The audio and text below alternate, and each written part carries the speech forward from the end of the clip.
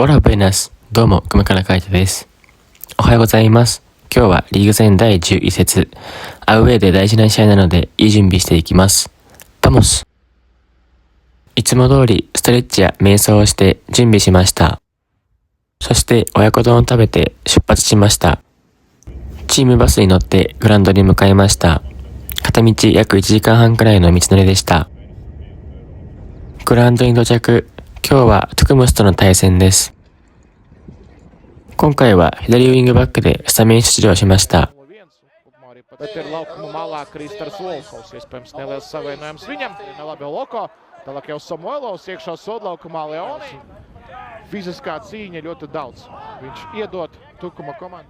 Viņam jau bija likstas trauma pirms mača. Pēcspēles preses konferencē kluba direktori nedaudz nomocījuši Evelonu. Jā, Tukumam jābalst kā Kristers Volkovs. Šodien nav pieteikumā, ko jāminēja saucot sastāvu.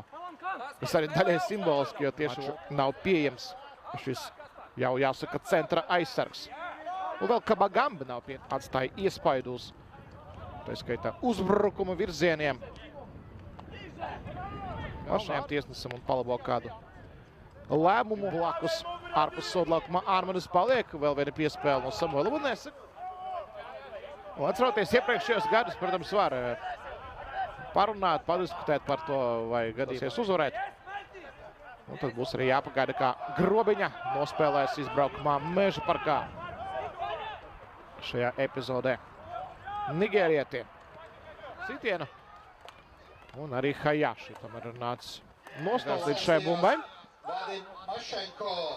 Un tagad uzreiz tieši ir palicis laukumā un Kumakura, jā, šeit redzējuši tur Marusi, Mickeviču arī. Vēl dažus futbolistus. Bet ne šo konkrēto treneri vai pat kāds treneris, kurš mācītos uz Pro UEFA virslīgas vienībām, spēlē pret. Reiz piespēles sekos tuvo stabu un vārtus! Bumba nav tomēr! Nāk, tur pie tālā staba bija Rengalds. Un redzam no šī rakursa, ka tur tiešām bumba veidā vēl glābis. Neļāva Loko izgājienā pretīvā.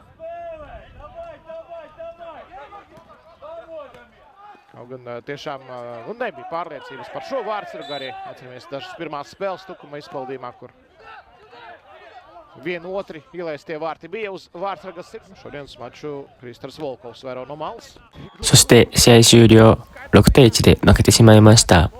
勝たないといけない試合でしたが、大差で負けてしまいました。自分はいいプレーもありましたが、失点に絡んでしまいました。少し集中が切れてしまいましたし、準備含めて少しの距離でやられてしまうので、そこは直したいと思います。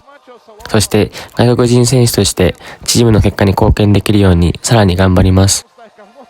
はい、ということで今回の動画いかがでしたでしょうか。よろしければいいね、チャンネル登録よろしくお願いします。そしてリクエストなどもあればコメント欄の方にお願いします。それでは次の動画でお会いしましょう。アスタプロントーン。